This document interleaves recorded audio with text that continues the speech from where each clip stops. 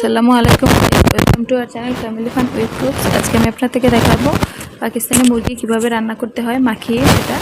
তো আমার ভিডিওগুলো মিলে নতুন প্রেমী ব্যাচেলার ভাই বোন এবং প্রবাসী ভাই বোনদের জন্য যারা নতুন রাঁধুনি তাদের উদ্দেশ্যে আর কি আমার ভিডিওগুলো একদম ঘরোয়াভাবে খুব সহজে করার ট্রাই করি। তো আমি মুরগিগুলোকে কেটে ধুয়ে নিয়েছি, সাথে নিয়েছি আলু।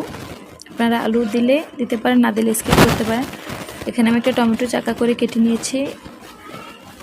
1 টেবিল চামচের চেয়ে একটু কম হলুদ মরিচের গুঁড়া নিয়েছি, দুটোই 1 টেবিল চামচের একটু কম করে। এখানে নিয়েছি 1 টেবিল চামচ আদা, 1 টেবিল চামচ পরিমাণ রসুন বাটা, পেঁয়াজ বাটা নিয়েছি 2 টেবিল চামচ পরিমাণ, তেজপাতা একটা, দারচিনি 2 টুকরা, লং, কাঁচামরিচ, সয়াবিন তেল দিয়েছি প্রায় 3 টেবিল চামচ পরিমাণ দিয়ে এগুলোকে মাখিয়ে চুলা দিয়ে দিয়েছি। প্রথম পর্যায়ে চুলার আঁচটা একদম হাই হিটে রাখবেন।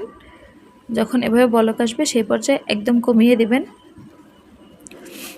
তো আমি এভাবে একটু নেড়ে চেড়ে দিচ্ছি, দিয়ে আমি এটাকে চুলার আঁচটা একদম লো করে দেব। তো আমার সম্পূর্ণ ভিডিওটি না টেনে দেখার অনুরোধ রইল। আর আমার ভিডিওটি যদি ভালো লাগে তাহলে অবশ্যই like, comment, share and subscribe করে পাশে থাকা বেল বাটনটি ক্লিক করে অল নোটিফিকেশনে দিয়ে রাখতে পারেন। আর যদি কোনো রান্নার রিকোয়েস্ট থাকে সেক্ষেত্রে কমেন্টে জানাতে পারেন। আর আমার রান্নার যদি কোনো ভুল ত্রুটি থাকে বা কোনো প্রশ্ন থাকে আপনাদের, সবটাই কমেন্টে জানাতে পারেন। তো কথা বলতে বলতে আমার মাংসটা প্রায় হয়ে গিয়েছে। এরপর যে আমি জিরার গুঁড়া দিয়ে দেব। আলুটা সেদ্ধ হয়ে গিয়েছে, দেখতে পেয়েছেন আপনারা, আমি আলুটা কেটে দেখিয়েছি। তো জিরার গুঁড়ো দিয়ে আরও 2 মিনিটের মতো রাখবো, তারপর আমি এটাকে নামিয়ে নেব। আমি কিন্তু রান্নায় কোনো ঝোল ইউজ করিনি, প্রথম পর্যায়ে যা দিয়েছি ওই, আর আমি কোনো ঝোল অ্যাড করিনি।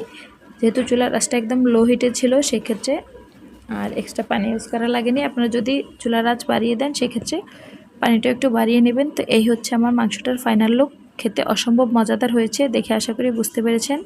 সম্পূর্ণ ভিডিওটি না টেনে দেখার জন্য অসংখ্য ধন্যবাদ। আজকের মতো টাটা।